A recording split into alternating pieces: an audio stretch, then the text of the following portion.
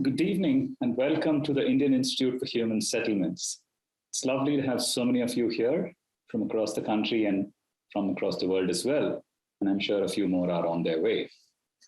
This webinar today is part of IIHS City Scripts, which is a series of monthly interactions around the urban. Conversations, masterclasses, seminars, workshops, exhibitions, panel discussions, and installations, among other forms. This represents our commitment to public engagement. And the monthly events will culminate in an annual 3-day festival in May next year, which will bring alive the city as seen through myriad lenses. We are delighted to have with us today an esteemed panel. And while most of you will know them, let me do a quick introduction. Dr. Vijay Kelkar is one of India's most eminent economists, renowned public policy thought leader.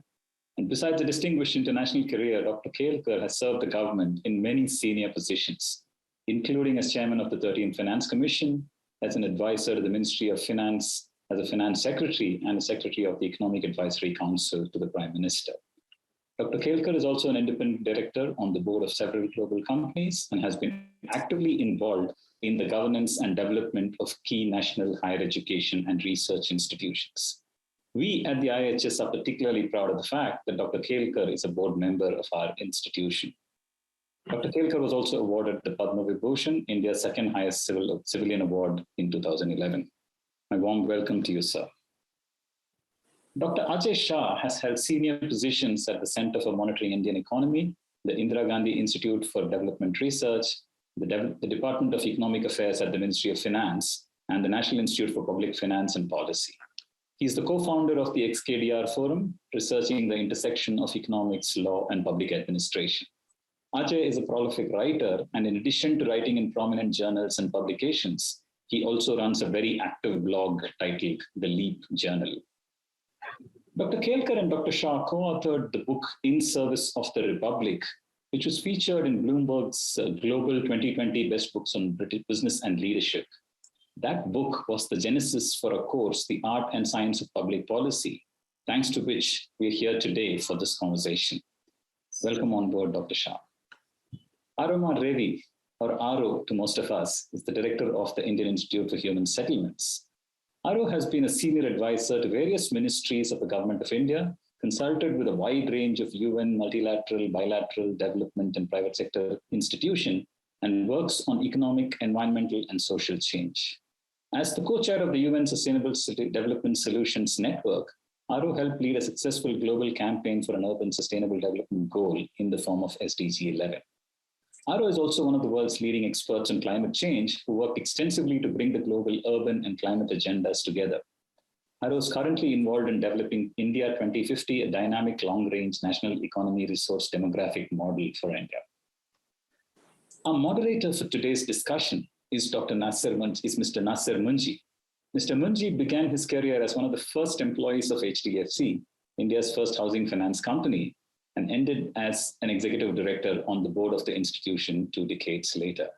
Then, upon the request of the then Finance Minister of India, Mr. Munjee was instrumental in establishing IDFC, the Infrastructure Development Finance Company Limited.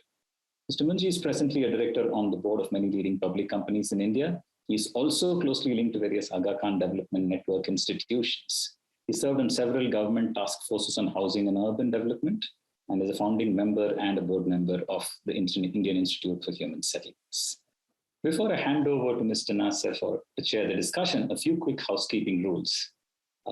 Please post your questions using the Q&A box at the bottom of your screens. We have already received a few questions from participants over email while they registered. We will try and address many, but the limited time means that we will not be able to cover all questions. This session is being recorded and will be made available on the IIHS YouTube channel, and the channel link will be put up on the chat box by my colleagues. We will try to wrap the session up by 6:30. We will probably extend by 15 minutes depending on the kind of questions we get. I will turn it over to Mr. Munjee now to start off the conversation. Mr. Munjee, over to you. Thank you so much, Ita. And again, good afternoon to all of you who are with us this afternoon. Let me welcome all participants to this webinar. I would like to especially welcome and thank our distinguished panelists, Dr. Vijay Kelkar, Dr. Ajay Shah, and our very own Aro from IIHS for being with us today. Geeta Krishnan has already made the introductions, so I shall move forward from there. I have been associated with IIHS from the very beginning, and I'm very proud of its growth under the evolution and stewardship of Aro. It's done incredibly well over a short period of time. Thank you for inviting me to moderate this discussion, which I agreed with some trepidation, given that we have here my old friends, Vijay and Ajay, with whom I have had the pleasure of many interactions over the years. As you're all aware, we are here today to discuss not the course, but the issues raised by the course, which the course on Art and Science of Economic Policy, based on the book by Vijay and Ajay entitled In Service of the Republic. I believe the course has had an overwhelming response, and we have over 700 learners enrolled already. And I'm sure this number will be substantially higher as time goes on. My own involvement with policy has been limited. And an opportunity came for me when I became the CEO of IDFC between 1997 and 2004. And this is during the Vajpayee government. We were tasked with transforming Indian infrastructure from a predominantly government-owned and operated regime to one that would involve the private sector. Policymaking was critical, and we had an entire group within IDFC looking at a fresh approach. I'm proud to say that almost everything you see today in infrastructure was due to the policies framed by us, which found acceptance by the government of the day, leading to vigorous deployment. Vijay was very much part of this process, and I really thank him for all his help during those years. The airports you enjoy today, the competitive airline industry that you see today, we wrote the whole civil aviation policy. Telecommunications, which was a disaster at the beginning and which through a revenue share regime actually has become extremely vibrant. The roads and ports, the whole Golden Quadrilateral that started the whole process, were all part of our work in those years. These were examples of successful public policy derived through a trusted institution that did much of the intellectual work. And one of the things I want to come back to in the discussion is the foundations of policy. Where do we have the intellectual foundations that are helpful for good public policy? So today we'll be discussing public policy more broadly. What I intend to do is to ask each one of our panelists to provide a 5 to 7 minute introduction and you know, their experience with what they have written in the book and their experience with the teaching and the lots of discussions that have taken place around the book. And then we can interact in more depth as we move forward. So with that, can I ask Aro to begin by giving us an overview, and then we will move to Vijay and Ajay. So Aro, hand it over. Yeah, so, you know, Vijay and Ajay are going to do the real honors here. I'm just sort of warming things up. So if you look at the logic of where the book was constructed and, you know, what we're talking about just now, there's the questions of principles and science, which I think as professional economists, people who've actually helped redirect processes in the country, they'll spend more time on. I would focus, based on my experience and a few other things, on the two other things which are pretty important in that argument. You know, there's principles, there's a science, but as far as India is concerned, the art of implementation, the art and the implementation are sort of very critical parts of what we're talking about. So if you look at the Republic now at 75, we're at a very, very interesting juncture. Largest sort of population in the world, effectively, nationally. We have almost as many people as the world had about 100 years ago. So, you know, it's a very large country. There's no precedence of this kind of governance, I would say, in pretty much all of history, because China is rather different from us. the fourth, fifth largest economy going on to second, third, extreme complexity, and also, deep divisions, hierarchies, and inequality. So that's a very complex terrain to work in. And sort of in doing that, I think one of the core things that sort of one has learned over time, and I think Vijay has outlined this and I just picked this up very well in multiple discussions, is the question of patience. You do need to be very patient to enable the kind of structural transformation and changes that you require in economy of scale, size, complexity that we have. And that's sort of a core thing that's there. We often forget this, especially in discussions, with people who are actively involved in politics or actually want to implement things, tomorrow morning. But it's not only patience; it's patience with some subtlety and a certain amount of sort of strategic intent that's important. And let me give you an example. 2014, I was part of a committee created by the government of India that took on a rather complex and nasty task. The state of Andhra Pradesh had to be bifurcated. That's not a nice or easy thing to do. But then for the rump state, which didn't have the resources, you had to develop the development strategy, the investment planning for it, the location of its capital. In effect, you've got to sort of rebuild and reorganize a place which has a fairly large number of people. It's taking a large country like Germany and breaking it down. Now, the thing about that is obviously it has to be done in a hurry because there's a political imperative to make this happen. But a whole range of processes that have to be enabled will take their time to play themselves out. And that's a real and interesting tension that needs to be dealt with. Because obviously, if somebody is in a leadership position, they want to consolidate their position, build a number of things.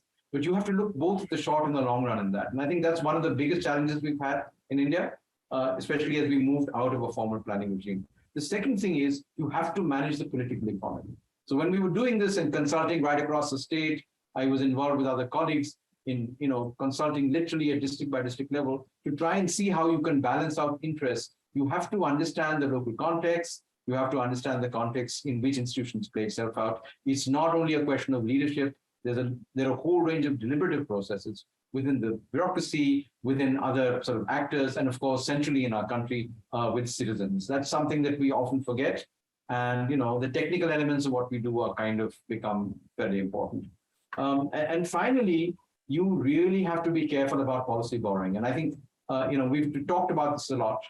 It's in India, like in many other places, it's always nice to say that in this decade you want to make Mumbai into Singapore. The next decade, the flavor turns to Shanghai. The next decade, it becomes Dubai. So we are sort of, I think, disabled sometimes by borrowing policies in toto from a whole range of other contexts, which don't really work for us. And there's a value in ideas coming across from different parts of the world. But policy borrowing is dangerous, and sometimes it creates a lot of unintended consequences, which are not necessarily good for us. And part of this is because maybe we're not very confident about what we're doing. The second thing is we don't have adequate theory that's based on our practices, even though India has some of the best economists in the world in pretty much every area, many of them on the Nobel list, et cetera, et cetera. And finally, the thing there is we really need to be able to build institutions and processes that respond to what's happening. And I think, Vijay's long career and many other people who might be on this webinar speak to the fact that Indian economists, whether they work on the private sector or on the state or the interface between them, have had the opportunity to really take things, rather differently. And I'll close with 2 or 3 small ideas. One, of course, is we are bad at implementation by and large. And we've become better. I mean, since the economic reforms, we've become better in many dimensions. But fundamentally, at least in my experience, India is a country that has a relatively weak state. So deep politics, but weak state. And institutional capacity is a very serious challenge. And that's something that would be important to build. I mean, we are building a university to try and build the institutional capacity in a set of sectors that are there. So we've forgotten how to build institutions. And if you do not build institutional capacity, whether it's in the private sector or the informal sector or inside government, there's no chance that you will have an ability to be able to build and implement processes and policy. To do that in a country of this shape and size, it means that you have to embrace subsidiarity. You have to embrace the dispersion of capacities and power, because solutions have to be found locally. They can't be found centrally. For some things you can do that, but there are limits to making that happen in the kind of political system that we have. And then we have to, at least in my experience, have to be really gracious in accepting that we don't know a whole range of things and processes. We will make mistakes, and we have to build a process of building policy and engaging, which takes into account the fact that failure is one of the most effective ways of getting up and actually changing things. And I think that's one thing that would be really useful. We often forget that. And if we're able to build institutional processes that really enable us to pick up on this learning by doing, it's challenging, it's dangerous. If you make a large mistake, tens of millions of people can be impacted, or a whole sector, may face significant challenges, and you may have external sector challenges, etc. So those are sort of initial ideas of how we would take the art of economic policy, as so well articulated by Vijay and Ajay in their book and potentially in the course, and try and apply it in the kind of circumstances that we need to in a 21st century environment where complex questions have to be dealt with, and you can't trade off one thing against the other. We don't have that choice anymore. Economic theory tells us that in some cases, but the political economy in some ways sometimes doesn't allow us a space to make that happen. So I'll stop there, and I'm sure Vijay and Ajay are going to add on or build on something that's much more substantial to what I said. Thanks very much, Aro, for providing that context. Can I move on to Vijay? Yeah, thank you, Mr. Chairman. First, let me thank you, Mr. Chairman, for giving a very, very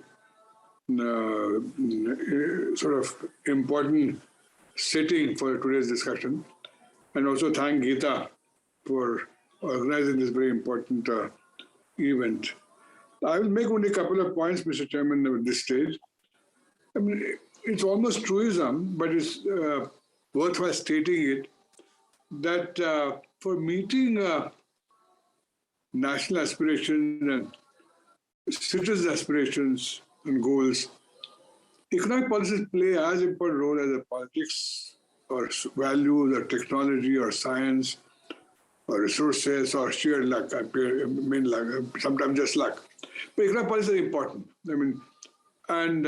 So which really, from there, one I bring to a main sort of starting point, that would really mean that economic policy will have to be the citizen-centric. The citizens will have to be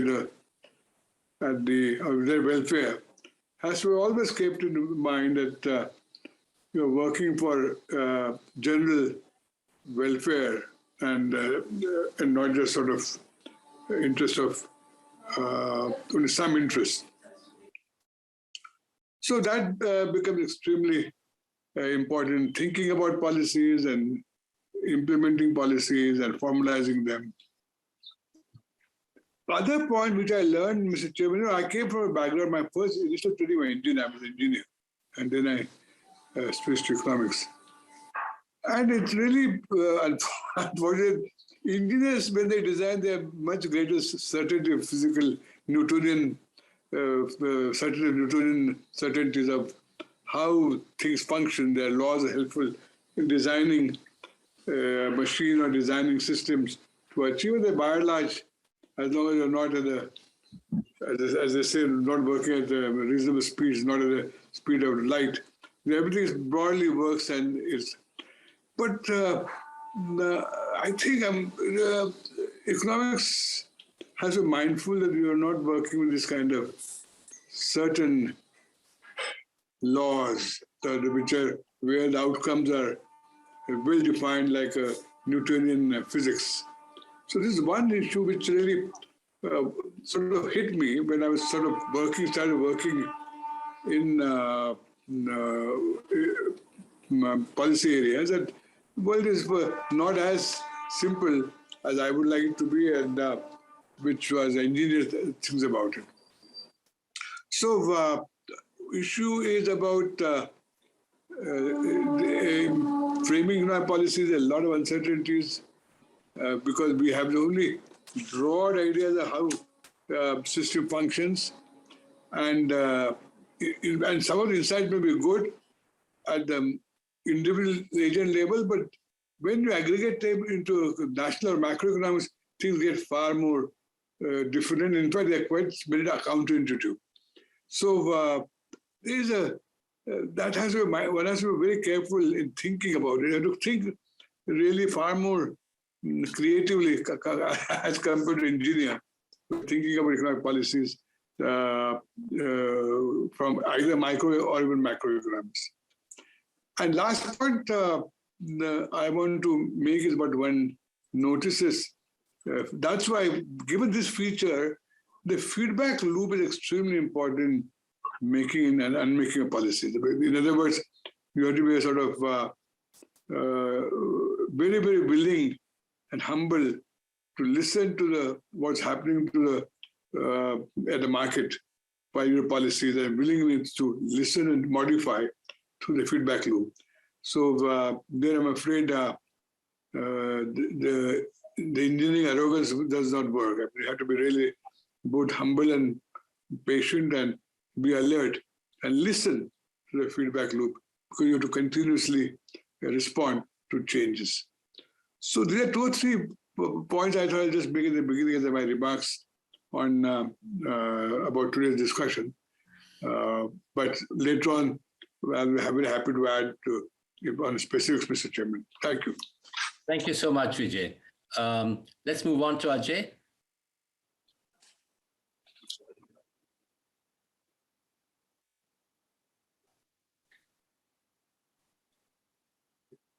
Yes, Nasser. Yeah. Can we move on to you to make quick comments? Yeah. So my introductory comment for this conversation is that all my life I have been a domain expert in one field after another, and most of my friends are domain experts. And over the years, Dr. Kelkar and I increasingly started understanding that a lot of the root cause analysis takes us upstream from domain-specific knowledge. So there is angst and misery in the world of a health expert, in the world of a climate expert, in the world of a finance expert, in the world of a fiscal expert, and all roads lead to Rome. So we need to apply Occam's razor. We need to find more parsimonious and deeper explanations and insights in the field of public policy. And that, in a way, is the essence of what we are doing in this course and this book, where the idea is that people across many diverse domains will find this a useful toolkit that can be applied into their domain. So I think that was, for me, a very big learning, that just specializing in one field and trying to know everything about that field often leaves us rich in that domain knowledge, but missing the essence of the invisible infrastructure of the politics, of the public administration, of the way in which the Indian economy works, which shape and circumscribe our work in every area. So in that sense, there is great power and great generality in that broad-based toolkit of how to think about public policy. What are the difficulties that we face in India? Why does the Indian state chronically fail in so many things that it sets out to do? Okay, powerful. Okay, so shall we go on more on to the discussion? One of the things that I've always had in my mind, and perhaps we could spend a little time on the evolution of the methodology of policy. I'm always amazed that in Britain, for example, there are lots of think tanks for each of the political parties. The right has its think tanks, the left has its think tanks, and it sort of provides the intellectual basis for a lot of that policy making once they're in power. But it comes from a very detailed examination of the policy. Now, for example, in infrastructure, they've created an infrastructure bank in the UK, but they've also created an infrastructure commission, which provides the intellectual basis for the sorts of transactions that might happen by the bank. So it's always got the backup of some sort of intellectual work and done by people who have been working in that realm. I just want to keep this at the back of your mind and sort of ask the question, has India today, is our policy still bureaucratically developed? How much do we use more insight? How do we create those institutions that would give insight?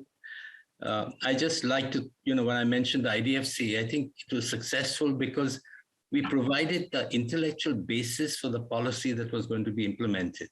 And the government actually trusted the institution to do the right thing and to allocate risks appropriately. Now, that worked for a short while. So I want to keep that in the back of your mind, and perhaps each one of you could comment on that as we go along. But Ajay, let me come to you. You have been, for many years that I've known you, an ardent critic of economic policy making in India in a number of ways. Imposed from the top rather than crafted with participation and discussion. Is that a fair characterization? And how would you see things going forward? Yeah, I'm pretty worried about how economic policy has been done in India. In the book, we had this nice classification. We characterized the story at independence as some kind of Nehruvian high modernism, where there was supposed to be a developmentist state which would seize the country by the scruff of the neck and carry it into a great leap forward. Okay, and it did generate an unprecedented growth acceleration after independence, and then it petered out by the mid-60s. And then we had a long period of difficulty. And by 1977, when the Janata Party came, many things started changing, amplified by Rajiv Gandhi's government, and then, of course, leading up to the Narasimha Rao government. And we got big changes. But when we look at those changes, they have remained modest, and we've succeeded in some stroke of the pen reforms of getting out of the most egregious kinds of government intervention. We've not constructed a philosophy of what is the role of the state. Why do we have a state? The Indian state is trigger happy and ready to meddle in the lives of people. And there's a very muscular approach to instructing people on how to live their lives. So a great deal of central planning is alive and well. The regulators in one sector after another have become the new central planners. Yeah. They tell private firms what to do, how to behave. They run licensing systems. They control the name of the senior management team of regulated firms and so on. And we've not commensurately built the state capacity and the capabilities in these organizations. So in some sense, we in India are deeply stuck that the state is not making progress in understanding how to do economic policy, and that has increasingly started scaring private people who now face a great deal of policy risk, where the coercive power of the state is controlled by an apparatus that is trigger happy and often comes up with unusual kinds of behavior by surprise. Yeah. And that, of course, adds to the uncertainty of decision making as we go forward. Vijay, any comment on that, on this whole evolution of policy and how you see things as we move forward? Now, the way I see Nasser, that the creative capacity in India is episodic. Like you gave the example of IDFC was created because of particular conjunction of events, and the person being Prime Minister at that time was willing to do that. Yeah. Same thing happened, if you remember, when the slurry of institutions were created for National Public Finance and Policy, NIPFP, NCER, by then enlightened finance ministers. Yeah. And they provided, again, entire tax reform led by Chalaya from and Narasimhan from those groups. So you had this episodic sort of examples of creating the institutional structure, but there is no across the board appreciation, acceptance in our political class of this the requirement of this. And it's even worse, Nasser, probably you may yourself come out later on in discussion, at the state level. Yeah. National level, things are better. Yeah. I'm not comparative, I'm not talking about. But states is even worse. All my life I lived in Delhi. Now that was last decade or so I'm in Maharashtra. I see the really sudden drop in terms of kind of capacity of thinking about. So things are getting to get worse. So, but so is episodic, is only available in some only in central government, and when you go at the multi-level at the state and local levels, it gets worse and worse. Absolutely. Yeah. No, absolutely. This lack of, as you say, it's episodic. We've got good institutions, but we don't have a systemic process through which policy is sort of churned before it's implemented. Aro, can I ask you on urban? You know, it's what urban was interest of mine for so many years. Nasser, I'm sorry to interrupt you. Can I mention one instance? Sure, please do. You know, and I don't want to sort of give a commercial, but after I moved to Pune, some of us got together. We set up a policy research called Pune Indian Center. And you know, since then there were 2 general elections. So on the knowledge base, we prepared agenda for reforms, circulated all the political parties, and we had no traction. No, that's right. That's right. So there is some deeper problem involved here. Yeah, sorry. No, absolutely. Absolutely. You know, that's a very critical issue. I was going to raise that on urban because the Charles Correa Urban Commission got 25 years ago, whenever it was. And then you had the Ahluwalia Isha Urban Report, on which I was also a part. I mean, these were very detailed documents for urban reform.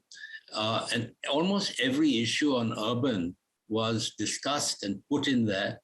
And again, nothing, no traction. It hasn't we haven't seen the light of day. Now they're talking about, there's a friend of mine who's talking about creating another commission on urban. I mean, it's just pointless. So,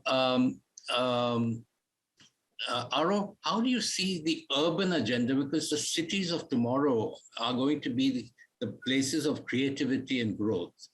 And the cities don't work today, let alone what will happen to them with much more migration coming into the cities. Urbanization has actually been slow in India compared to comparative urbanization in other countries, given the rates of growth that they've faced. But it's going to catch up in India as well. And how are we going to cope with this? And what are the sorts of, how do we get that agenda into focus? Sorry, you're on mute, Aro. Just to pick up on a couple of things that Vijay and Ajay said. See, the story on urbanization is also very episodic. One, of course, is till the mid-80s.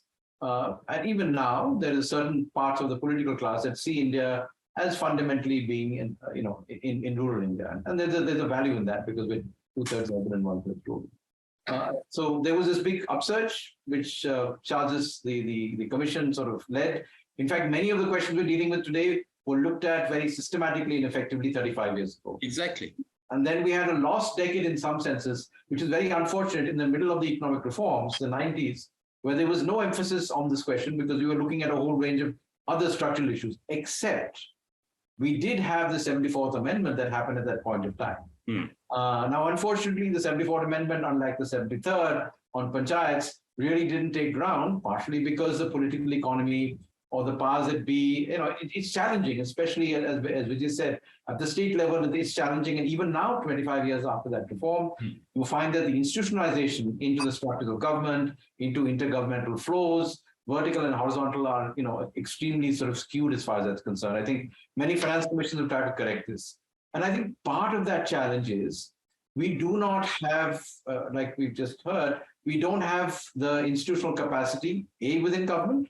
I mean, many people in government are interested in these questions, but they move from job to job. So there's very little continuity. And if a ministry has to handle dealing with the affairs of Delhi, it becomes challenging for it to deal with what's happening. And then in the states, most critically, because that's where urbanization, that's where investment, that's where private sector development, infrastructure actually happens. If you don't have that capacity, you're in some trouble. You need the capacity within the state, and you also have capacities outside. Historically, with the creation of institutions like CDS and things like that in the 60s and 70s, you try to decentralize that capacity within a planning frame. But in a post-planning world, the kind of think tanks that we have just now are somewhat challenged to deal with these kind of questions, and they're governed by maybe particular interest groups. So I think the connection between knowledge institutions, which start looking critically at what's happening, between practice-based institutions that are actually trying to implement processes and support and finance them, and the government, which has many different roles, as Vijay and Ajay have laid out very clearly. That engagement and having people who can move back and forth between those spaces very comfortably, like they do in many other parts of the world. South Africa doesn't have a formal civil service like we have, but they still manage to manage their cities much better because they bring in people from the private sector, people go out into academia, come back from various circuits. So we are locked into, I think, partially a colonial, partially a 20th century mindset. And I think that institutional building and that capacity is really crucial. Even the private sector faces this challenge. Many of India's largest corporations that are managing infrastructure have real difficulty of understanding how the legal and regulatory framework works, even if they wanted to influence it. There's an illiteracy there which needs to be dealt with, especially about systemic engagement. I mean, you can play with small things here and there, but I think what we're talking about here is much more systemic engagement, building citizen engagement, and building sort of political consensus around these processes. Yeah. No, absolutely. Because what worries me, and is that so many years have gone by. It's not a question of what to do or how to do it, because that's very much known. But it's that will to do it. As Vijay was saying, it's like pushing on a string. You do all that, but how much can you push on a string? People don't take it up. There's nothing you can do. The urban sector is the same. You're pushing on a string. A lot of experts have talked about it, written about it, but nothing is taken off. So let me come to the other broader point, is that policy is made by people, people within the political realms that they are. And so it's a question to all of you, is a governance framework that we have seen in India over the last 50, 70 years, is it evolved sufficiently to give us a governance framework which will be open to a new way of thinking, a new way? Every company, for example, if it doesn't adapt, it dies. Right? It's adapting on a daily basis. Any company will adapt on a daily, weekly, monthly basis. It's always changing. It always has the institutions or its capability to assess what's happening, internalize it, and move forward.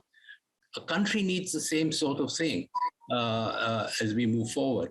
So on governance, now, for example, on urban governance, we don't have city mayors, elected city mayors. Every country has city mayors who are CEOs of the city and run the city and adapt the city according to how they see things happening.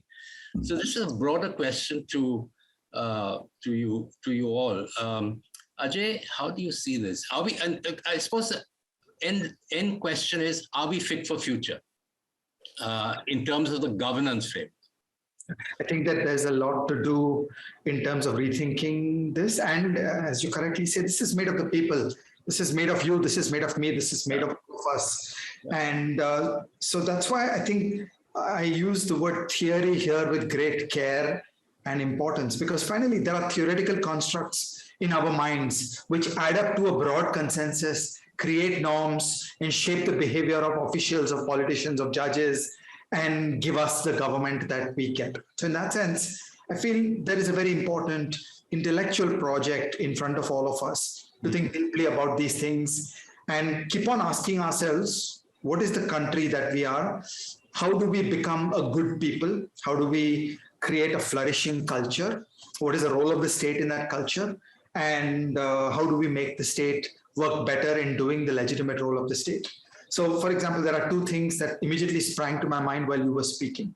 One is I feel that a lot of us in India have a strong leader delusion, that we think that there will be some benign, strong leader who's going to solve all our problems. And that's a theoretical mistake. It's a failure of knowledge of political science to think that concentrated power in a strong leader is going to solve this country. Okay, there was a Nehru once, there will never be a Nehru again.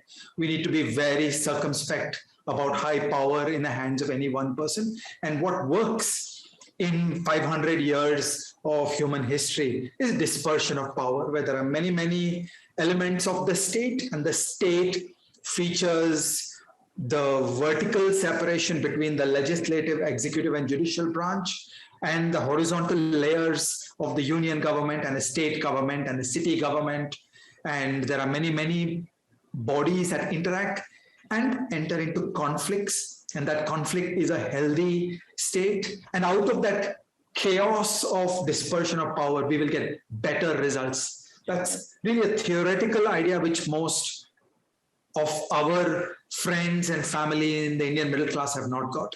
And similarly, I want to push on one more related point. I think we in the Indian intelligentsia feel a certain class affinity with officials. And so comfortable with officials wielding power.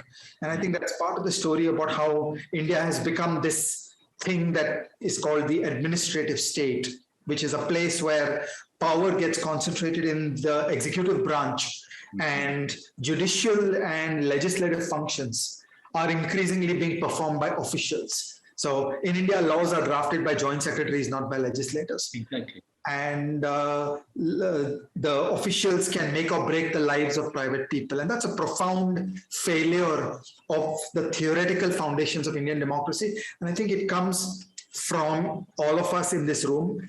We have class affinity with officials.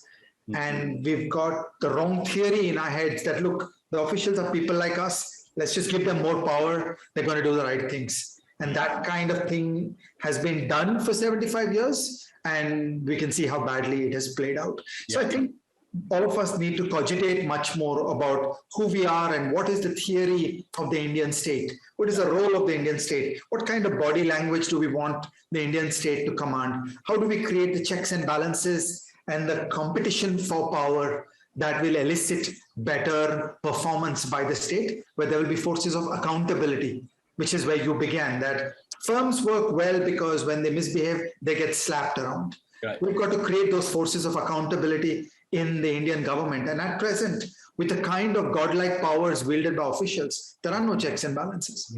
Yeah, no, absolutely. I totally agree with you. The problem is, where do we begin?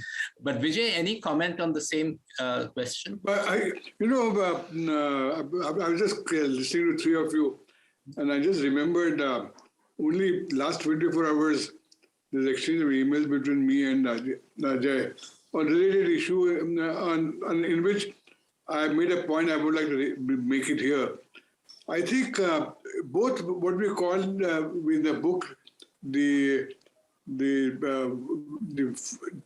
Mark I and Mark II reform cycles, which was launched, one by Pandit Nehru and the second one by Manmohan Singh, happened when India was open, open to ideas, open. There's a great deal of openness, and that's true. Sociology, that's a precondition. You have to be open because openness brings out the ideas, and that is shrinking. I'm afraid that's why I'm now getting more sort of worried about this concept of Atmanirbharta. Because if it means closed minds, I think will be problematic. Yeah. Because this corollary of what Ajay was saying, that nobody has a monopoly of ideas. Let ideas be, there has to be competition of ideas that come from openness. So the openness seems to sociologically a precondition for really launching initiatives, reform initiatives, and learning. And that's why mind is what is the detail. And this is how two episodes, Mark I and Mark II, took place exactly when, as Gurudev said, when the mind was free and the India's doors were open and all winds were free to come in. Yeah. And that is the time it happened. Right. So that is required. And the sociology of change also is important. I'm just reflecting. It so happened only today only we are exchanging emails between me and Ajay. Yeah. And I think it's more I think about it, I think this openness is essential. Openness of mind. That's where to start. It's a prerequisite to anything. I mean, yeah, absolutely. Ajay, just taking off from what you said in terms of joint secretaries doing policy and this sort of centralized. I want to just for a little while talk about corruption, because again, rent seeking is part of that whole policy making, rule setting, the way the rules are written. How can we? What is it that we need to be watchful for in terms of how policy is actually structured? The essence of this problem lies in looking for the arbitrary power and the discretion in the hands of officials. And that arbitrary power kicks off the worst behavior by private people. This takes us upstream to the drafting of laws, that the laws that create government agencies and set forth the coercive power of the state in society need to be drafted in a way that there are elaborate checks and balances, whereby arbitrary power is curtailed. Yeah. Vijay, any comment on that? Really, I don't have anything to add to what Ajay has said, that the administrative is getting more and more entrenched in our. Is right. I don't have really anything to add to what Ajay said. Yeah. But is this to a certain extent, Ajay, a regression to the command and control economy that we once saw? Then we came out of it into what seemed to be a more liberal approach. And then are we now falling back into command control, top down, policies that are actually just legislated without even standing committees, even parliamentary review? There's a whole range of things that the way policy is being made and legislated has changed. So are we back to command and control? So my feeling is that in 1991 to 2011, we did not actually achieve escape velocity and get to reasonable levels of economic and political freedom. A lot of the machinery of control remained around us. Yeah. So there was a philosophy that we ought to do better, but it was not matched by implementation. So I want to give you one little example. We as economists often say that India achieved current account convertibility in 1994. You carefully look at the laws and the restrictions, and that happens to be not true. Not true. Neither in 1994 nor today does India have convertibility on the current account. So as an example, today you live in India and you try to use your credit card to buy subscription services of providers from outside the country for a variety of services. It could be some computer related services, it could be a magazine. Your cards will not work because the payment systems have been choked and we do not have current account convertibility. So effectively, you as a resident of India cannot buy certain kinds of things from overseas. And I'm talking about very mundane things. So for example, if you want to start a podcast, you need a recording system. I've been trying to use every card I can find in India. And basically it turns out that the Indian rules around payments are so structured that you can't do it cross-border. You cannot do this from a location outside India. The purchase of subscriptions of most newspapers and magazines from outside the country no longer works because of the way payments policy works. And all this is not current account convertibility. So I just want to say that let's be cautious and not overstate what was done from 1991 to 2011. I think we had good intent, but a lot of the implementation of changing laws, procedures, regulations, and organizations was not done. And then in the last decade, we've seen a new rise of central planning and government control. And while this is done less in government departments, it is done at a new level of detail in the regulators. So we talk about the controller of capital issues at North Block many years ago. Well, that was one person with 3 juniors. Today, we've got hundreds of people in financial regulators chipping away on every detail of what financial firms do. Yeah. So, people like us who have seen the old India, think of the golden age that was there earlier, where inside a financial firm, you could actually do financial business. Right. Today, we're just obeying regulations. Everybody's centrally controlled. Yeah, no, absolutely. So I think we're heavily regulated. I mean, I was chairman of a bank for a long while, so I know what we have to go through in terms of regulation. We need a whole body of people staffed only for the regulators because of the sheer pressure of regulation. Okay, I think we've covered a whole series of topics. Thank you again for all of that. Aro, I just wanted to come back to you on the urban side. Given IIHS and given the work we are doing, is there a way in which we can reorient our approach to cities? Because I think there's no time. We can't say 10 years from now that we are in the same place as we were 10 years ago. So I think, how do you see the sort of movement and the sort of policy framework we need for our cities over the next 5, 7, 10 years? I just feel that we're running out of time.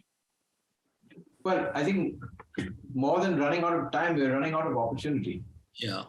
Because, at this stage where China was, China's, since the push that they happened there from the late 80s to now, has been significantly driven by how they managed a convergence of urbanization policy, their trade policy, their investment policy, and the infrastructure in very critical ways.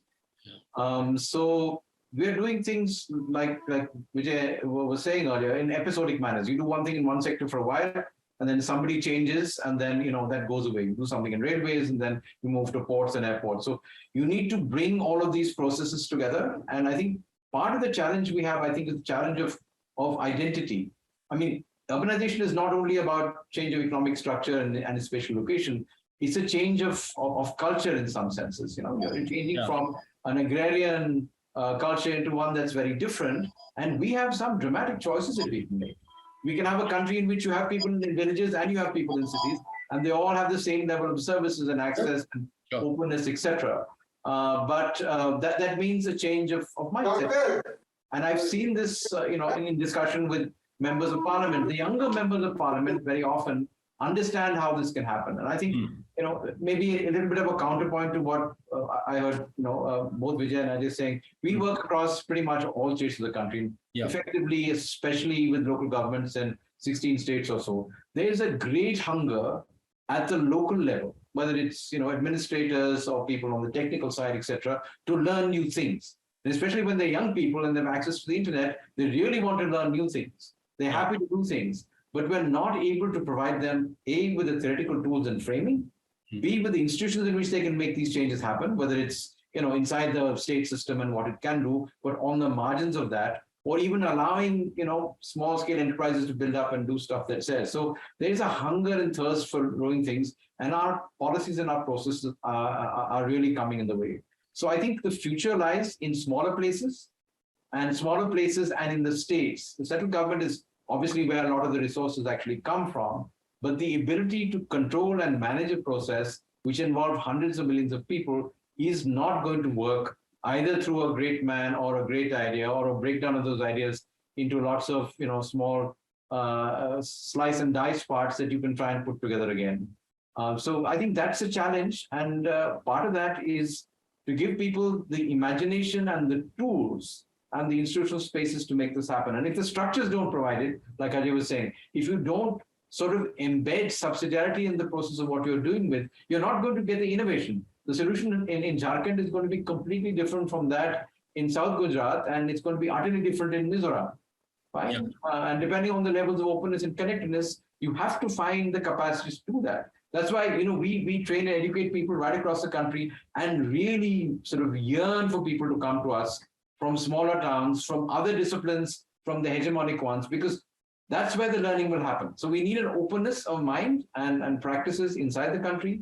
We need an openness to new ideas in various places, in everything, including in education. What the Kothari Commission did in the 1960s, we can't even think of today. They had members who were from various parts of the world, and the Government of India actually paid for them to come and help them support them.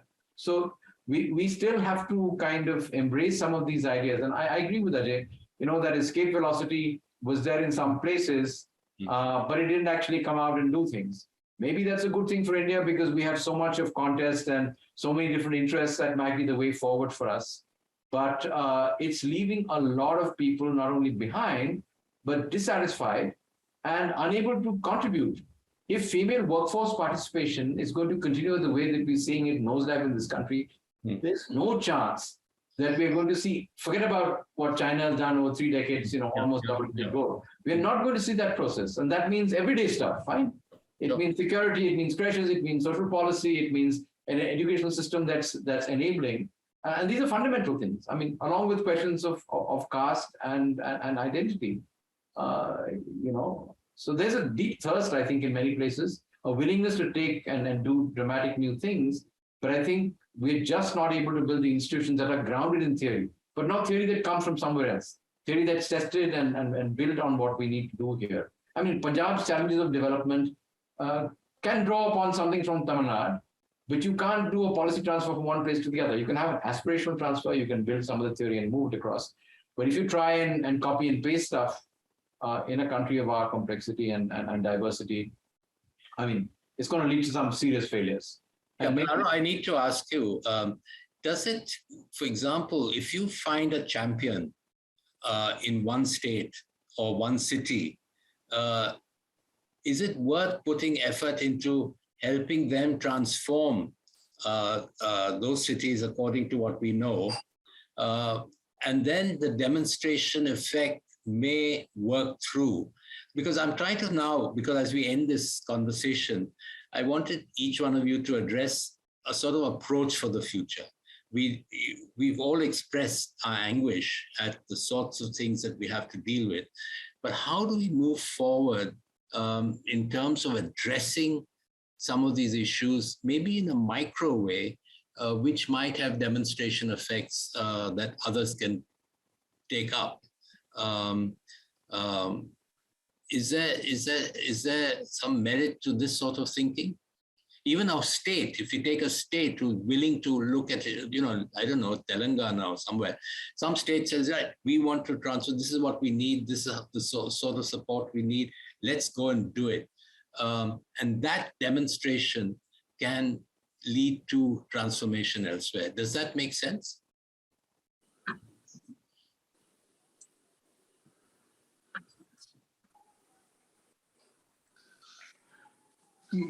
And also, I will respond to that. I think it's a great idea because one very shrewd US politician once said that all politics is local. Yeah. So I think in a democratic society, maybe all changes are local level. So that's where the thing starts. Yeah. And maybe that's an excellent idea which you have given, that we try to see where there's sort of flames, we should just go and nurture them.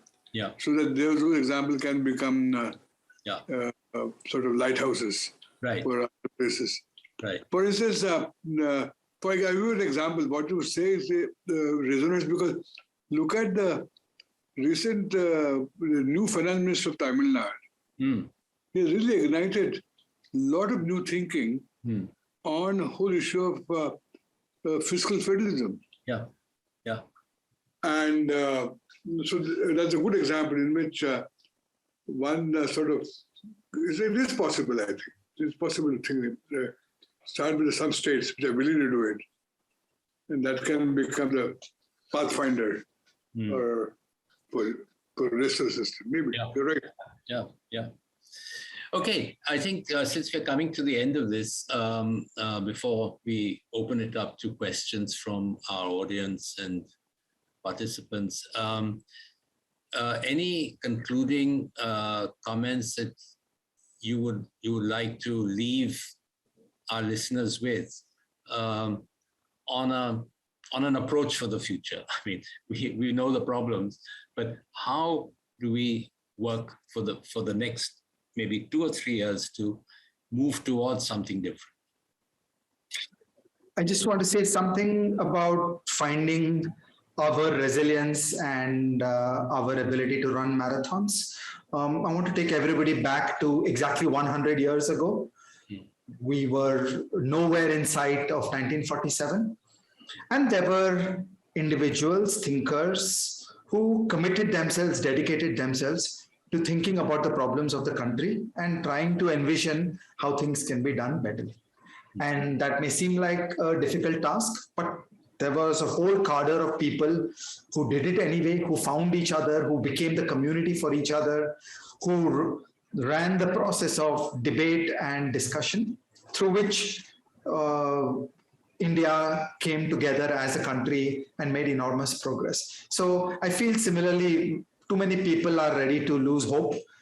We've had one episode of high GDP growth from 1991 to 2011, and too many people are ready to assume that things are now intractably bad. No, it's all up to us. Yeah. Everybody in this room, it is up to us. It is how we think, it is how we create, it is the theory in our minds that will make all the difference and will reshape this world. So I feel we've just got to stay on the job of thinking, of arguing, of debating, of being a good community for each other, of protecting each other, of supporting each other, and helping to stay off moments of despondence.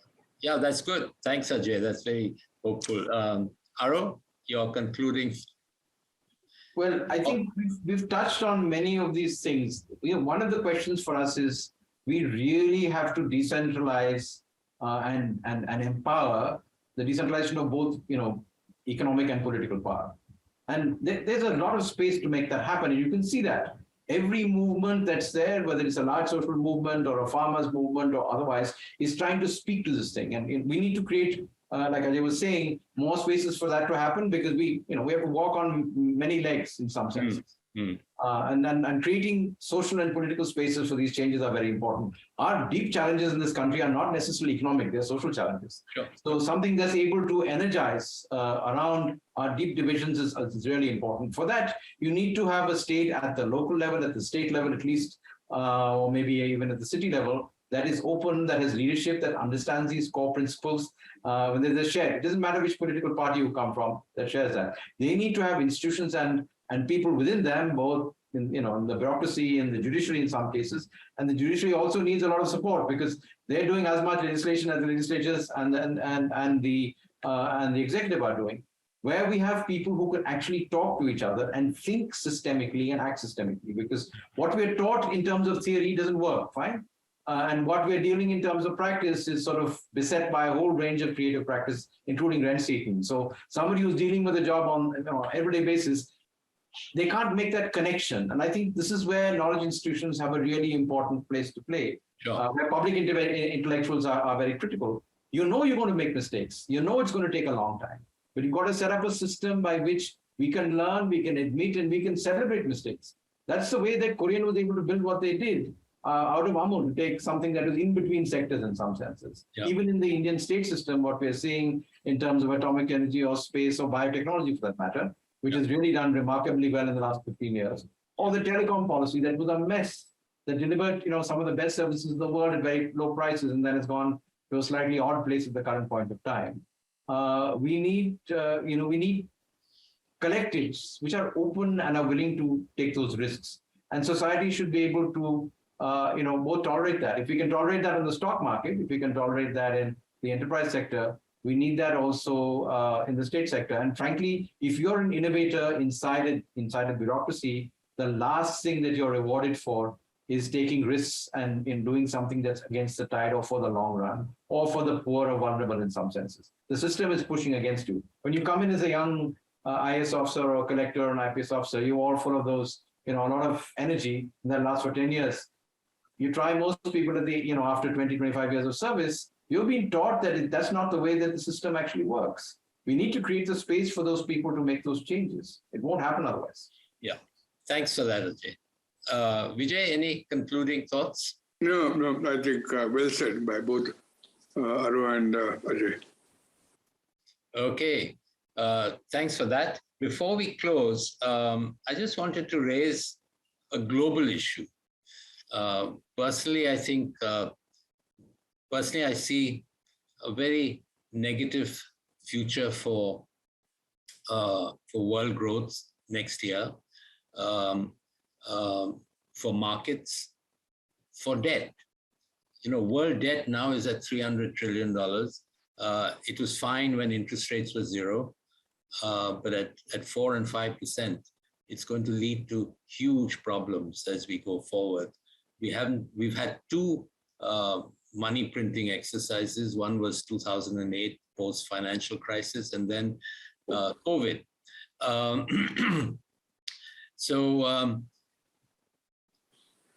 The sort of tendency for weak states to actually collapse are actually quite serious. Today, you're seeing in our neighborhood, Sri Lanka, and you're seeing Pakistan. We have Syria, we have Lebanon, we have a number of countries. There could be about 12 to 15 countries that are teetering on the edge.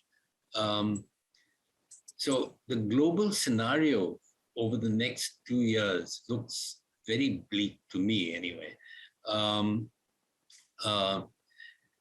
Again, governance is a major issue in the cause of a number of these things.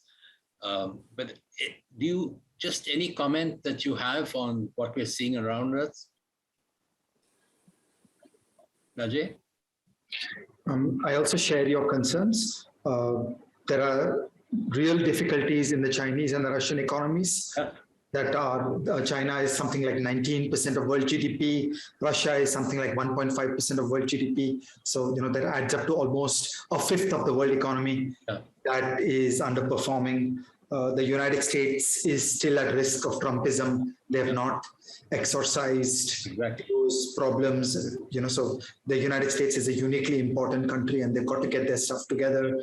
And as of yet, that's not the case. So I share your sense that these are difficult times. Rising interest rates will lead many organizations and governments to go badly. Just today in the Financial Times, there's a headline that short selling has built up against Italian government debt to a scale that has never been seen before.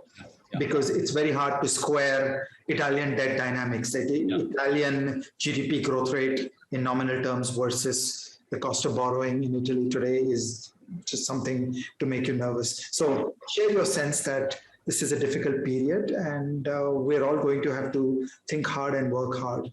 In a way, a lot of the world got complacent around the assumption that things will work out okay. So, after the fall of the USSR, there was a great explosion in world growth, and there was a peace dividend. And there's been a technological revolution. Globalization really worked. And many of us took our eyes off the ball on the political foundations that creates a safe globalization. And I think we're paying a price for all that today. So one hopes that men and nations will do the right thing after trying every reasonable alternative. So I hope that in some years we'll come back to a much more mature view of what is economics, what is economic policy, what is the problem of inequality and redistribution, and how do you deal with authoritarian countries, the problems of China and Russia on the global stage. Absolutely. Vijay or Aro, any comment on this? So just a quick set of comments, Nasser. I mean, in whatever, because I've been involved in the last many years in intergovernmental processes. Actually, what we're seeing now, at least in my experience, is a reset to the early 1990s, if not before that. It's a serious reset.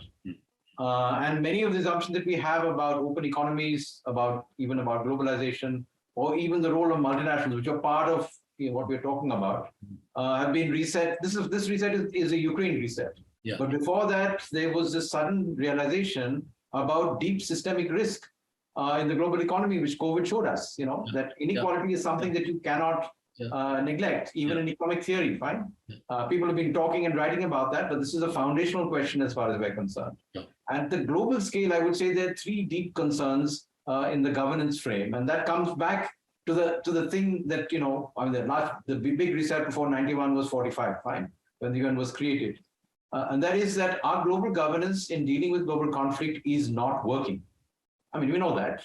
That's what the Security Council, in a sense, is all about. But that's a foundation in the sense of the P5 and that whole system of security, and that's a big risk just now. Then a very small country has a serious crisis, and the whole world has regime change in various other places because of food prices. That's one thing. The second thing is the regulation of global financial markets doesn't exist. And that's one of the challenges that we have. And the compacts that we had earlier are not working anymore. And you can see the fragmentation because of sanctions. And finally, because now we're a planet of 8 billion people, there is no regulation. There is absolutely no governance of the global commons, whether it's water, whether it's the atmosphere, whether it's the oceans. Yeah. And that's a serious existential question. Everybody talks about climate, but sitting behind that is a biodiversity crisis. Yeah. I mean, we've got 1 million species that are at risk. That's like 300 million years of evolution or more. Yeah. We are in a serious challenge. So there's a big issue there. And in India, I'm not sure we fully appreciate our own role in trying to shape this. I think China is very concerned about this process. So while we may have differences with China on other questions, these are some of the questions that I think we have common interests on that we need to look at. And that will obviously play itself out, even regionally and locally. If the macro situation is not stable, if the global political economy is in turmoil, not accepting big changes in geopolitics and geoeconomics, then you're going to live through a generation, maybe 2 generations of turmoil, and hopefully not conflict. Sure. In countries and within countries. No, absolutely. Thanks for that. Very useful. Vijay, anything? Well, right now, maybe I'm excessively worried about it, but the probability of having a nuclear exchange is now increasing every day. Some incident will happen, and which will make Nagasaki, Hiroshima pale in terms of consequences. Yeah. So I think there has to be a global wisdom to quickly sort out the issue of Ukraine, because it can spiral to unintentionally by mistakes, because human beings are prone to mistakes. Yeah. But you're very close to this disaster, in my view. That's what really, if you ask me what is the uppermost worry in my mind right now, that's number one worry. Good. Thank you all for a wonderful session. Thank you. I don't want to summarize. It's going to be impossible for me to summarize what we've talked about. But again, it's been wonderful to interact with all of you. Thank you very much indeed. I want to just leave you with my favorite quotation from Seneca in the 1st century BC, when he said, "If you do not know to which port you are sailing, no wind is favorable." So I hope we know where we're going. And Nasser, there's a modern version of this. You must have heard by Mahatma Gandhi. Yeah.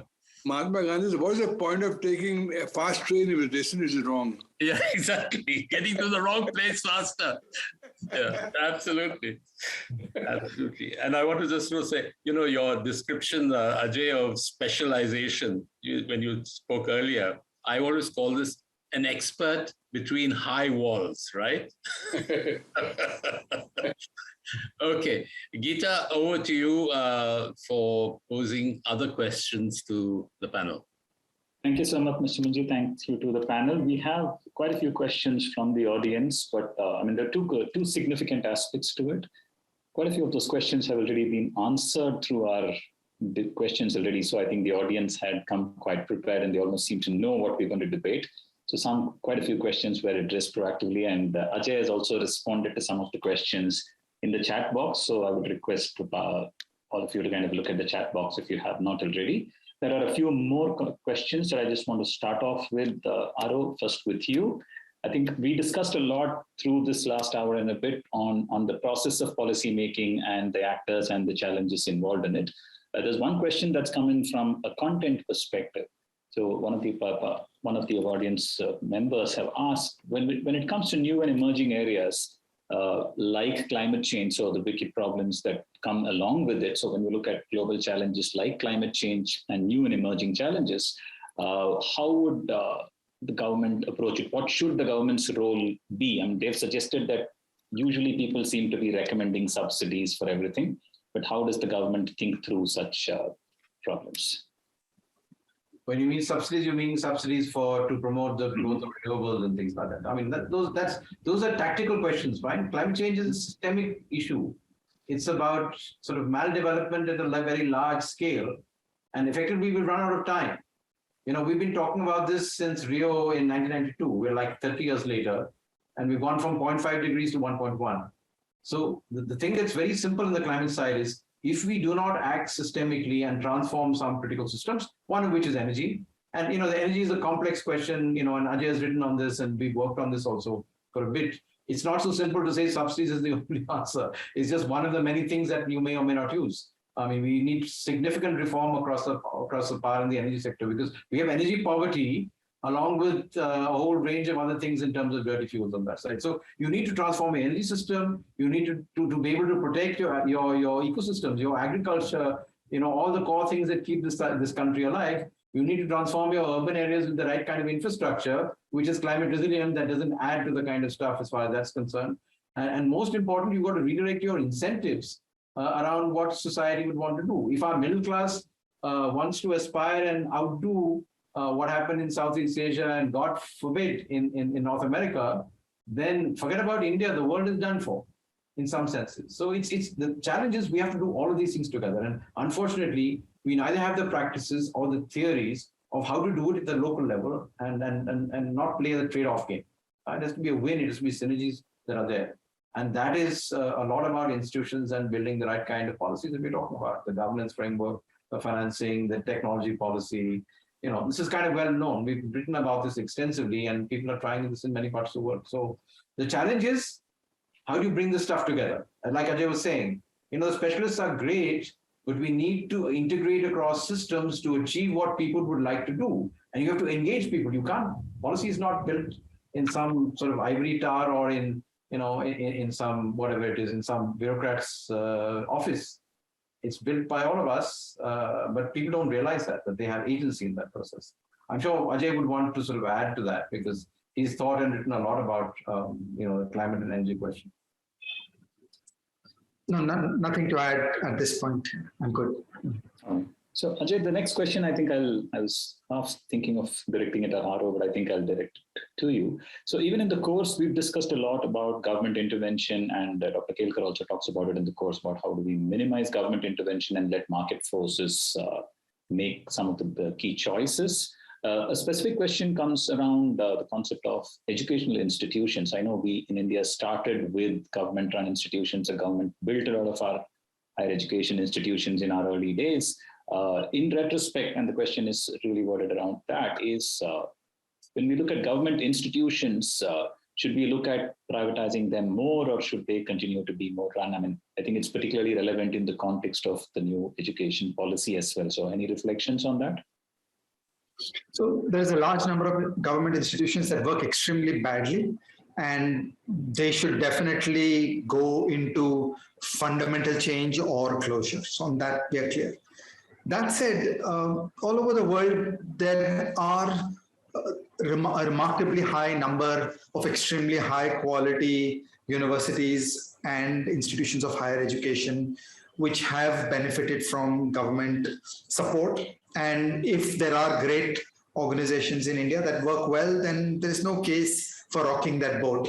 I feel that the really, really important change that is required in India is to get to a mechanism where public money into higher education runs primarily through a competitive grant system. So think of something like a combination of the space, defense, nuclear, the NSF, the NIH. Think of all this money going out on a level playing field between IIHS and IITs, where the capabilities of research teams generate where the government funding goes. So I feel the really important thing is to create those conditions of a more competitive, a more meritocratic allocation of public funding. So there is a case for public funding, a weaker case for public management, and a really important role for a more open environment where an IIHS has 100% equal standing vis-a-vis government universities in accessing public resources in a competitive,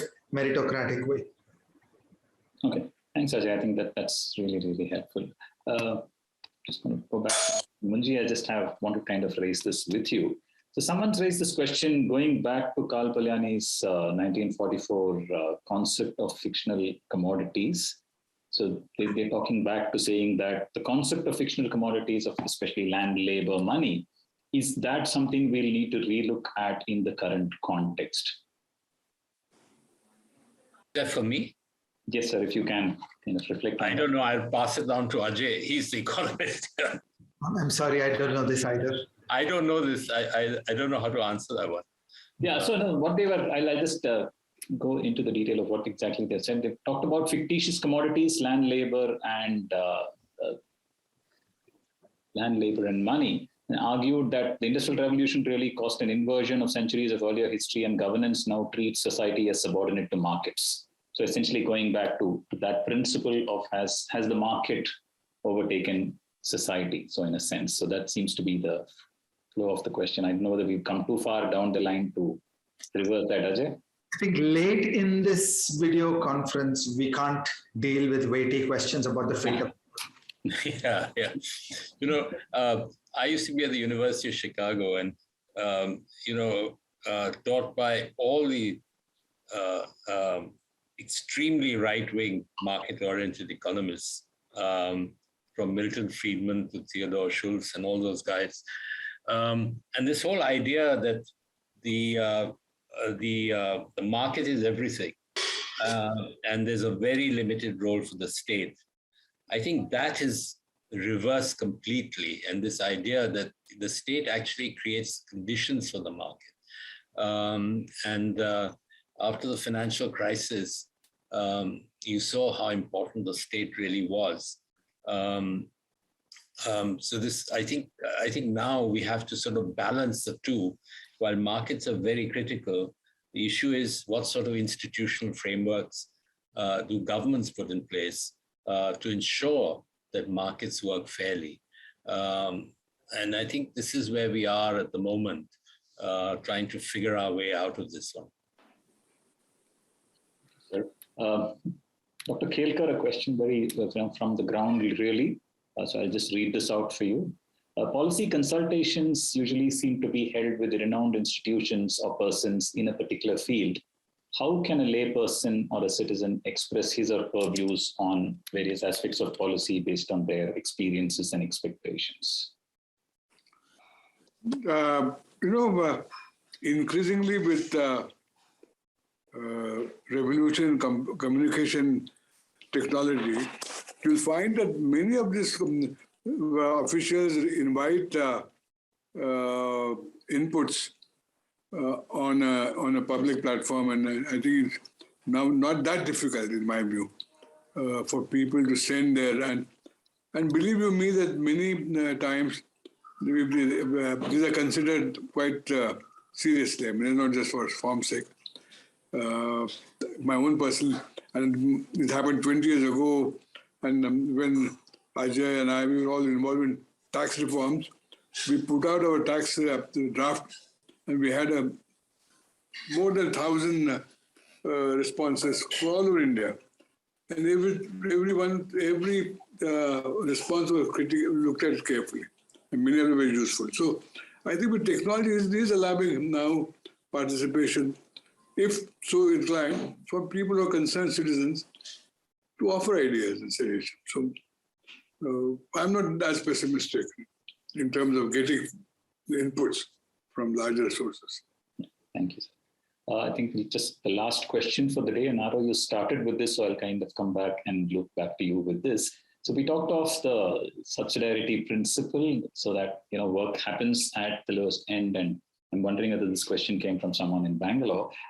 We talk about the intersection. So we talk about interdisciplinarity. So how do we ensure? And it's not just between departments or between functions, but even at the lowest level, if we work at the implementation at the ULB level, many of the problems are also cross-cutting in terms of geography as well. So when we talk of climate or SDG implementation or any of the larger problems, there are implications of what one ULB does to another or one department does to the other. So how do we reconcile the subsidiarity principle with interdisciplinarity or the connections that cut across?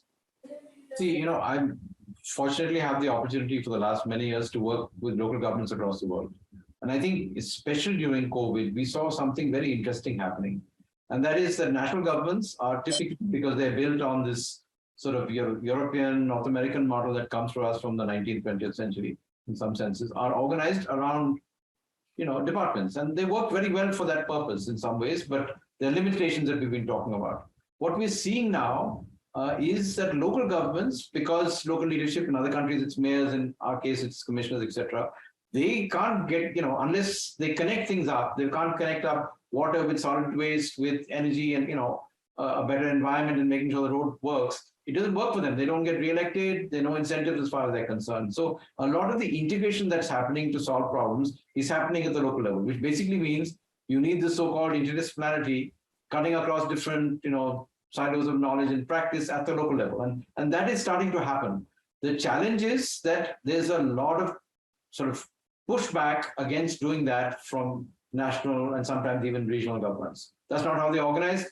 The incentives don't work in that place, and they're always trying to bring things back to schemes, programs, licensing, and stuff like that. So that's one thing that's there. The second thing is most of these institutions, and especially in India, are deeply disempowered. They don't have the mandate, they don't have the money, they don't have the people.